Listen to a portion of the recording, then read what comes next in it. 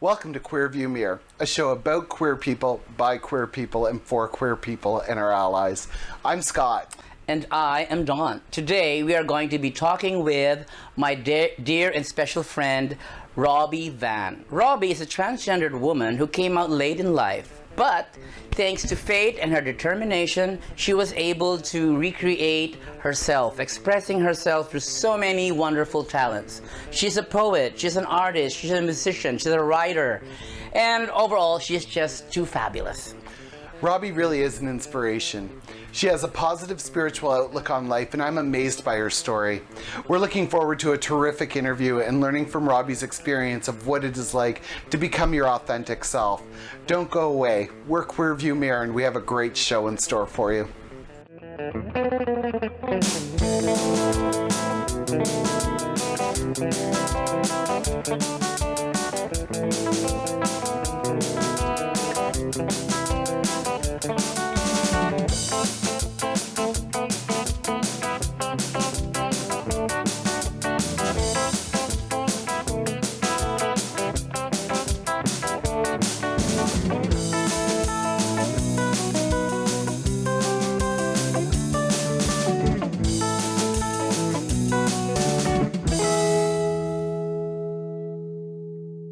You know, when we come back to our values here at Queer View Mirror, it is so important for us to be authentic. Robbie is one of the most authentic people I know, and it seems all of her talents and gifts really came out to the surface when she claimed her queer identity. What do you think of that, Scott? Well, I'm not really surprised because when we're in touch with our authentic selves, even if it feels like the world is against us, we can really flourish in our lives. This is so much a part of our values because we really believe that being authentic is a gift of the queer community. We know we are not the norm, so it does take a certain degree of courage so that we can stand out and be who we truly are. If you are queer, you know it and you are not ashamed of it.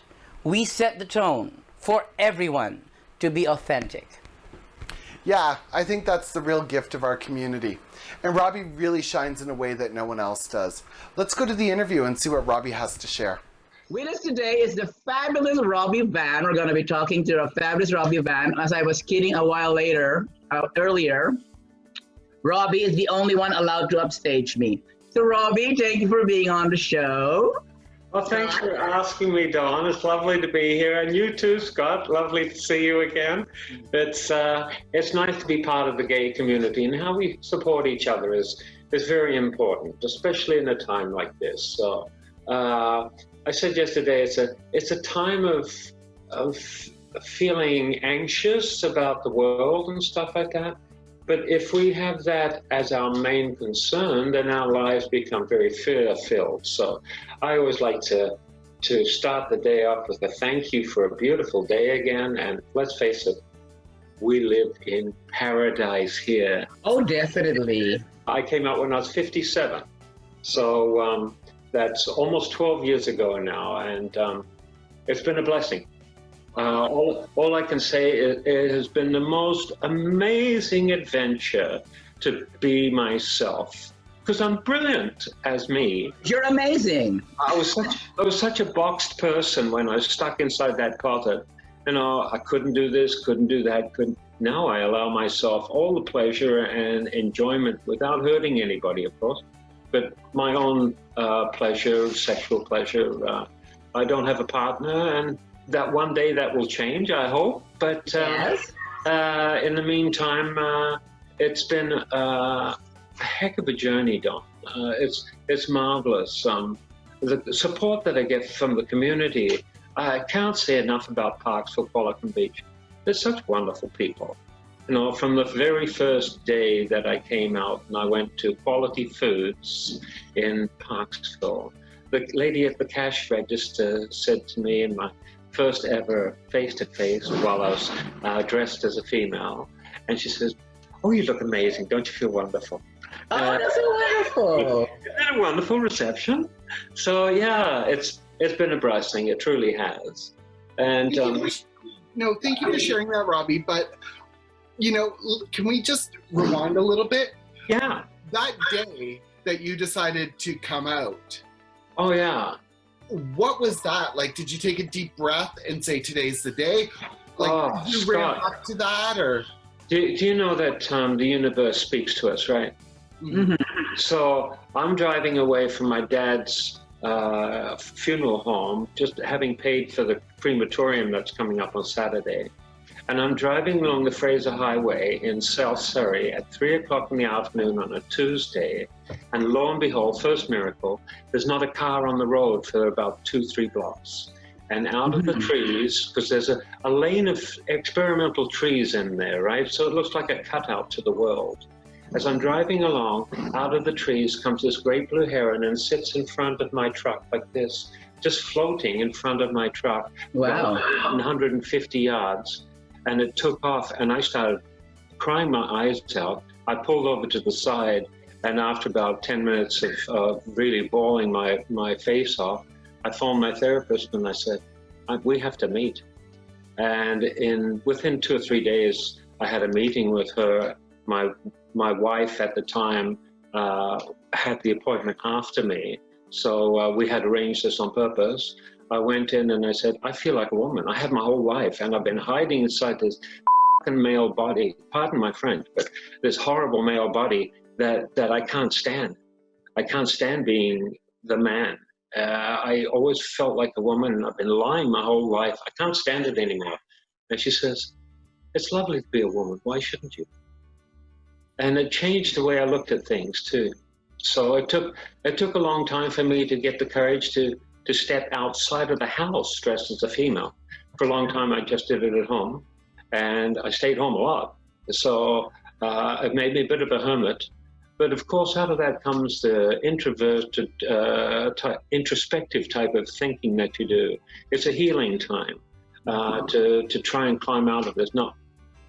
For me, I found it to be very enlightening. I started to hear voices, started to hear angels and guides give me music and wonderful presence of feeling the spirit world around me. I felt way more complete than I ever had.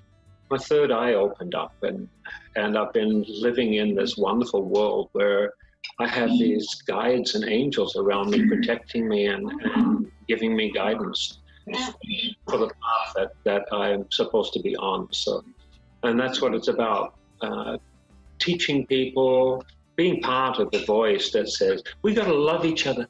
Mm-hmm. There's only one way we can love each other, and that starts with yourself. Love yourself. You're the most important person in the world. You should be loving you and saying, aren't I brilliant? And look after yourself, because you're important. Feed yourself properly. Look after your body. Look after the temple that you've got. And believe that you are more than you ever thought possible. You're part of a bigger picture. And we all have a journey in life to go forward. And some of us become sparks, really bright, brilliant sparks like yourself. You're out there promoting the brilliance of being yourself. Whether it be gay, whether you be straight, whether you be bisexual or X or whatever whatever you want to call yourself, just be who you are. Mm-hmm. The real, true person, the gem that's inside. We're all brilliant if we really believe in ourselves, and definitely. That's the most important investment we can do. I really like how you liken it to a spiritual experience. It is. It's part of the soul. My soul yelled out to be a female. I hated being man. When people call me him, I get upset by that pronoun. I don't show it. Mm-hmm. There's a glass that I put over it so that nobody can hurt me. But I get some people that see a man, and I don't feel that way. I just feel wonderful being me, the way I am. And you are. Fabulous. So when people use the wrong pronoun, where do you think that comes from?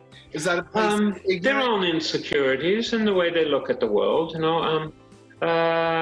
I always felt the biggest bigots are the ones that are themselves a little twisted up on the inside and don't know how they're really wired and don't dare look at it. They're the ones that get angry at us, and they're the ones that shout epithets at us and throw things at us. So when you see a man doing that or a woman doing that, it's because they're angry at how they got treated, because they're that way and they can't come out. Yes, I read somewhere that usually people who hurt people are themselves hurt. That's why they want to hurt people, right? What is that quote? Hurt people hurt people. Yeah. I just wanted to jump in because I had two questions. Mm-hmm. One being, is your sister gay? How does she identify? And, how do your kids feel? Well, that's still in progress. My son and my daughter have accepted me. Trying to find a relationship through the difference that I am now, because I'm a different person. I'm not the same person I was before. Mm-hmm. So trying to find a relationship is very touchy. I try not to break any eggs, and my grandkids are there. They accept me unequivocally. How many grandkids do you have? 3. 3, and you have 2 children? I love that younger generation. Oh, I love my grandkids. They're brilliant, brilliant kids. My mom used to tell me that when I was in the womb, I got injected with diethylstilbestrin while I was in the womb. What's that? My mom got 8 injections that big and that far around of diethylstilbestrin, half in each butt cheek, once a week for 8 weeks, for 1 trimester. Now, diethylstilbestrin is made from progesterone and estrogen, so it tends to leave a little bit of genome behind. So what happened? You're flooded with all these hormones, and part of you becomes female and part of you male. And when I came out, I obviously got the wrong bits down below because the rest of me was female, my mind anyway. So, and that's the most important thing, right? So be kind to yourself. We're pharmaceutical lab rats. I got followed by the doctor's company that put that together, and they followed my case history for 5 years when I went through Australia, and finally they lost touch of where we were because we're moving all the time. Mm-hmm. Well, I think it's a good thing that you point out the spiritual aspect of our existence, because actually the physical aspect of our existence is the one that's misconstrued. Yeah. I read somewhere somebody posted on Facebook, and I borrowed it. It says, you don't have a soul. You are a soul. What you have is a body. That's right. The soul does not have a gender. That's right. That's correct. Yes. Robbie, your story just reminded me. When my mother got married to my father, she was doing her bachelorette party, and they brought her to a psychic. And the psychic was reading her tarot cards. And she loves this story. She tells it all the time. And the psychic looked at the tarot cards and looked quite confused. And she's looking down and she says to my mother, I think you're having 2 boys and a girl. But the cards are really unclear. And my mother, in her story, always says, I only ever planned on having 2 kids. And I had you and your brother, and she was right. Like I said, to this day, it's one of her favorite stories.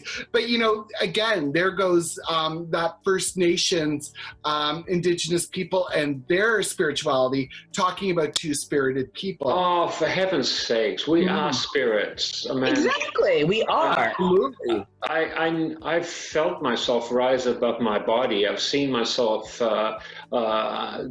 from behind. I've seen my dad when he passed away. It's amazing. I mean, I've even felt God and visualized God. And for me, it had no gender. And it was just like the sun, only really warm, and made you feel accepted and loved to such a degree that you're bathing in this wonderful light of grace. So for me, the universe speaks loudly, loudly, loudly. I'm so blessed to have finally had a conversation with God, and I do so every day now. So I'm not religious, but I'm definitely very spiritual. And for me, God has no religion. So Oh, definitely. No, God is a spirit. He's not a religious, religious pontiff or whatever. Yeah, she is. And I feel like God is in the trees, it's in the water, it's everything around us. The Creator is the creation. Exactly. We are part of the oneness. I'm a spark in God's brain. I'm snapping away. I'm getting all this wonderful ambience around me, and I've soaked that all in. I'm so blessed to be able to see. I love the word you use, spark. That's why we sparkle, because we are a spark. That's right. We are all bits of God expressing itself. And that's Expressing himself, herself. Use whatever pronoun you want in there. We are God expressing themselves in different ways. Yeah. Mm. I remember in my interview with John last week, I think, he said, most people think we are physical beings having a spiritual experience, when in fact the opposite is true. We are having a physical experience. And we have journeys to complete. Mm-hmm. There's a journey to my life. I can see it now that I'm 3/4 of the way through it. So I look back at my life and I go, all these carriages of memories that stretch off into infinity to where I was born. I go, inside each one, there's something special in there.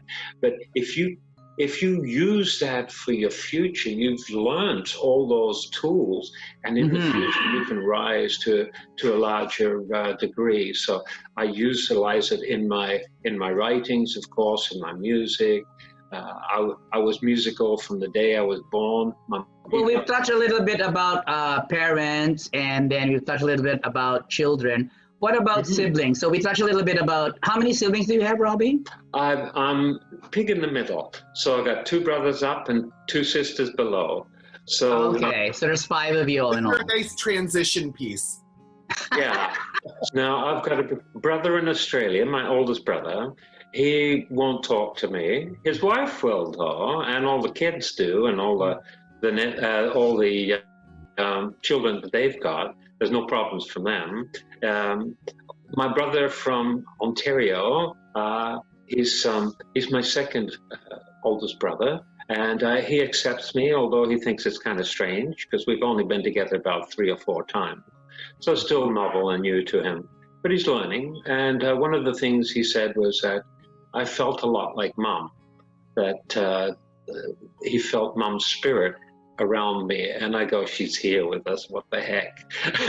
And then his wife walks in from having walked the dog, and when she came in the door, she says, oh, your Mom's here. So we have guides and spirits around us at all times. So the spirituality of where we go is fabulous. My other 2 sisters, they're fine. They're fine with me. So yeah, we get along pretty good. You know, we're not in constant contact. I'm not much of a picking up the phone. I'm terrible at it, to be honest. I like to be with people rather than talk on a phone. So. Oh, that's true. Well, no, we have no choice. But at least we have Zoom. We can see their faces. Yeah, that's true. This is a new experience for me, so it's lovely. Pride in Port Alberni, so I was immediately blown away by his chutzpah and his pessimist. And of course, I've known you for quite a while. I was wearing my Daisy Duke shorts and this thing, I think. Lots of gauze. Lots of gauze. Yeah. And I've known you for quite a while, Scott. Yeah, absolutely. I was trying to think of when that was. It's been a couple of years at least. But yeah. I don't know whether it was neighbors, because Scott is in Parksville and works in Qualicum, and you're in Qualicum, right, Robbie, darling? Yeah, that's right. Yeah. So Robbie and I trip on each other. Like if I decide to go out shopping one day, I will run into Robbie. It's a guarantee. So, we always get these moments where we can, connect and catch up. It's wonderful. we can fist pump from 3 feet away each. Robbie came to one of the events I did, which was daring to be grateful, daring to share gratitude. Remember that? Oh, wow. Yeah. And when Robbie spoke of her place of gratitude and what that looked like, oh my God, I don't think there was a dry eye in the house. It was. Oh, I wish I could have been there. It has been a blessing. I mean, if anybody's out there and they're mixed up and go get some help. Talk to your parents. If you can handle talking to your parents, that's the first place you could go. Mm-hmm. Your siblings, your friends. Go find a counselor if they're not listening. Find help, because too many of us attempt suicide. It's just a phenomenal amount of people that attempt suicide. I think it's over 46% of us attempt suicide in the transgender section of the quadrangle. So yeah, it's desperate. For me, it's one of the things that I came out to do this for was so that I could help other people feel confident in themselves being who they are. And Okay, so let me just cut a little bit. We're almost out of time. I'm seeing the warning of the Zoom thing. You're almost out of time. So I'll give it to you, Robbie, in your parting message. And you were going on it anyway, so continue. So, sorry, can I just jump in for like 30 seconds? Robbie, if you could go back in time and talk to you 13 years ago, because you came out 12 years ago, and you could impart yourself with some bits of wisdom and what you've learned along the way, what would you tell yourself? tell your dad. Sorry? Tell your dad. I'm so sorry that I never got to tell him. I'm probably give him a heart attack on the spot. He'd drop dead anyway, but still. Aw. Yeah, tell him Well, that you're I'm in the scared. same boat. I never got to tell my dad. Yeah, and for God's sakes, just be kind to yourself. Treat yourself with a little bit of respect, and know that you're not an asshole. You're not a dickhead for lying all those years. You're protecting yourself. Mm-hmm. Now forgive yourself for that, because God's already forgiven you. That's so true. So, I mean, the He Creator. never took offense to begin with. No. And the Creator is love, it's creativity, it's brilliance, it's finding your connection, because that's what it all is about. It's finding our connections to other souls that travel through these journeys together with us. So it's a wonderful experience being with you here today, Don, and also with you, Scott. Lovely seeing you two again. Well, thanks. So much for joining us today. Oh my gosh, you're a beautiful, lovely soul, and I honor you. Thank you so much for joining us. That was another awesome interview. Robbie is absolutely fabulous, and her journey stresses the importance of being and celebrating who you are, no matter what anyone else thinks of us. It's so incredible that we can have talent that comes alive when we are in touch with ourselves, whoever we are. Robbie showed us that nothing is more important than living out our dreams and potential. Well, Robbie is so multi-talented, and we like to showcase and celebrate our artists. Let us showcase Robbie doing what she does best.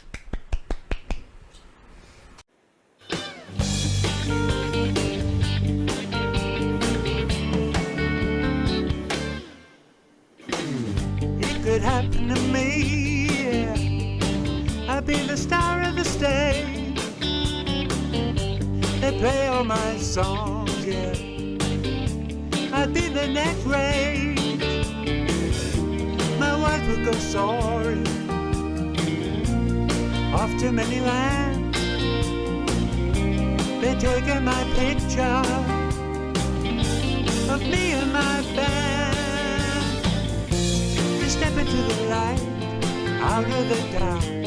Push aside my fear as I look for my spot. As I walk to the mic, my heart skips a beat. I sing from my soul and I turn up the heat.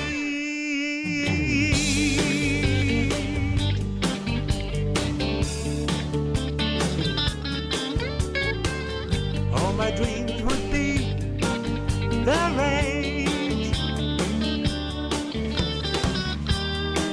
papers go soaring off to many lands. They're taking my picture of me and my band. Just step into the light, out of the dark. Push aside my fear as I look for my spark. As I walk to the mic, my heart skips a beat. I sing from my soul and I turn up the key.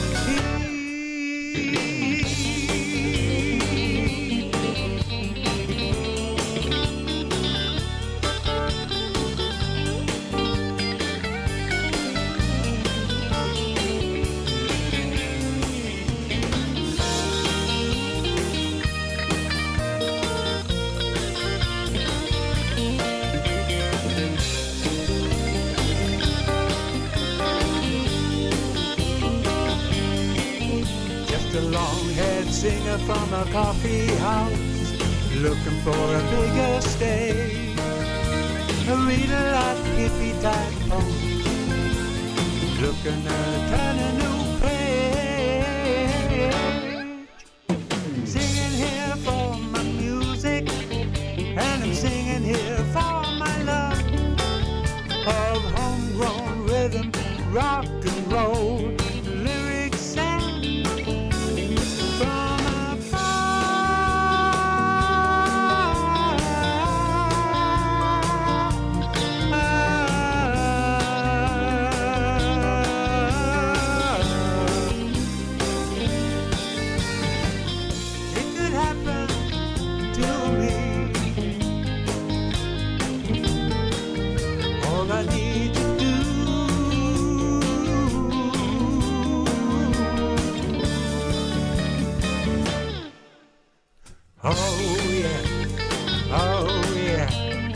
into the light.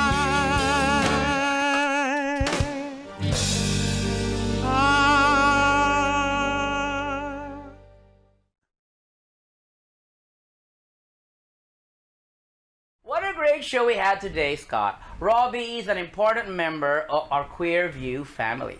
I'm so glad we had a chance to share her story and inspire everyone. One of our core values is authenticity, and we are really showing the power of that choice. Robbie is a courageous and soulful member of our tribe. We can all learn so much from her. We are a rich, diverse, and talented queer community, and we owe it to ourselves to share that gorgeous creativity with the world. As always, Scott, you really hit that on the head. And now let's hear what's coming up on the next Queer View Mirror. Hi, it's Dawn. No, really, it's me. The director asked me to do this without the mask, so there. I've taken off the mask, although I think it feels nice. Anyway, I hope you enjoyed that last episode of Queer View Mirror, and you can catch more of the fun stuff that we do on queerviewmirror.com. You can catch full episodes, outtakes, and other stuff you won't find on YouTube or on Facebook or anywhere else. You can go to queerviewmirror.com and find more of the fun stuff that we do and more. So don't forget to check it out, queerviewmirror.com. We will catch you next time on our next episode. See you there! Next time on Queer View Mirror. Do queer people need religion? The Reverend Ralph Carl Whiskey tells the story of his amazing journey of how he came to stand in the reality of becoming his true authentic self. It's going to be a thought-provoking conversation you won't want to miss on the next episode of Queer View Mirror. Queer View Mirror is all about sharing, experience, expression, and empowerment. Queer View Mirror mission is to inspire positive change in the world by showcasing a diverse, inclusive, and innovative global queer community that is authentic and empowering. We would love to hear from you. If you would like to share your story and journey to authenticity, please reach out to us. Send us an email at qvmirror@gmail.com. That's qvmirror@gmail.com.